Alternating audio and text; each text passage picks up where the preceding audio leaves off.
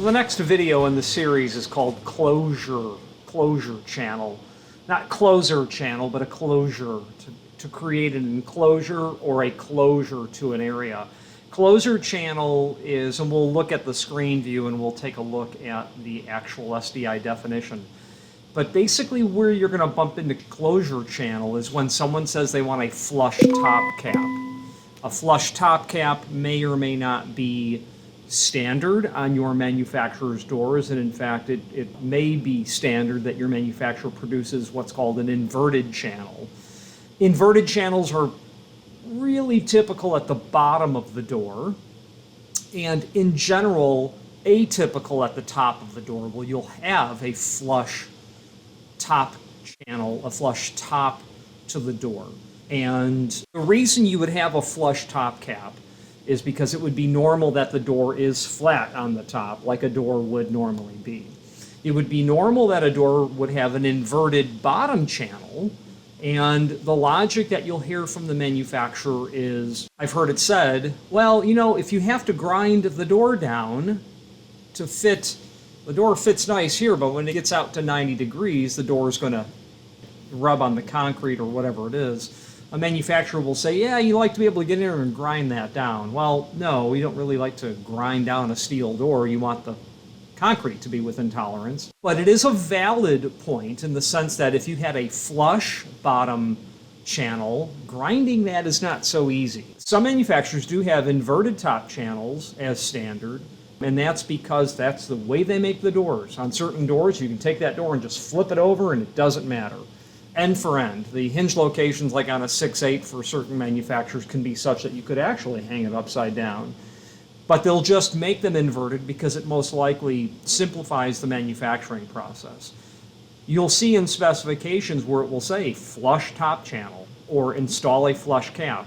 Some manufacturers will make an inverted top channel standard, an option to add a flush cap, and then an option on top of that to probably seal, caulk, or weld, or some way of making that more waterproof to whatever extent it can be more waterproof.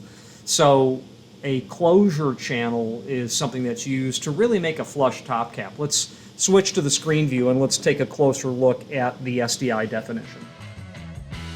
If you are enjoying this video, please click thumbs up or like, and also please consider subscribing to our channel.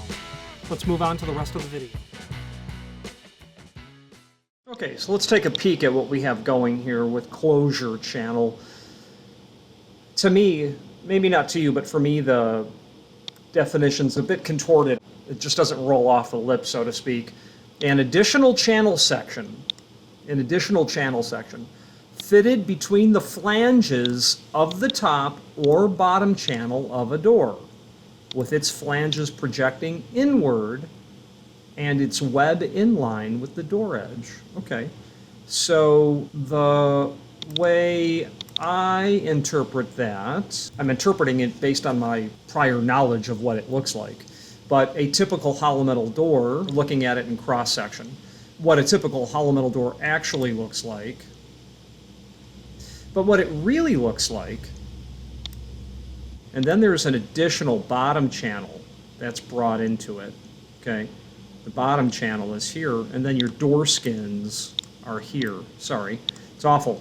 So the bottom line is, you can have an inverted bottom channel as typical. Now, it's typical not only because of that whole grinding idea, which you can't discount that as a false idea, but you want an inverted bottom channel for your hardware prep. What about a flush bolt head, the head of a flush bolt?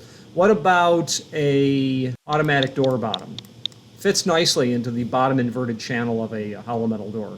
Well, you can have an inverted top channel as well, as we've said. Well, a lot of people are going to reach up on that door at the top and say, oh no, that can't be inverted.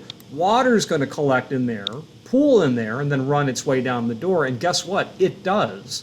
I mean, it does with a flush top channel because it's not watertight, but a flush top cap is going to be something that is absolutely going to be almost always considered standard. You know, I can think of a manufacturer that would do an inverted top channel as standard, and you know, when you ask a manufacturer why that's their standard, and usually they'll have a response. You want to be able to do this and this with the inverted top channel. You want to be able to fit your flush bolt. No, it should be flush. It should be flush. So specifications are going to call out a flush top cap that may or may not be standard for your manufacturer, but if it is standard, then awesome. It's a standard feature. I want to pull up the Seco price list, and I want to see if they have any reference to a flush top cap at all. Yeah, extras, Regent and Fuego extras, screw caps top or bottom, screw top cap attached, screw in bottom cap attached. Okay. So, behavioral healthcare patient room access. Price includes patient door prep, easing of door edges. An eased edge is not a chamfer. An eased edge is just slightly broken on an eased edge. So, the edge of a door right there. Now, if we just kind of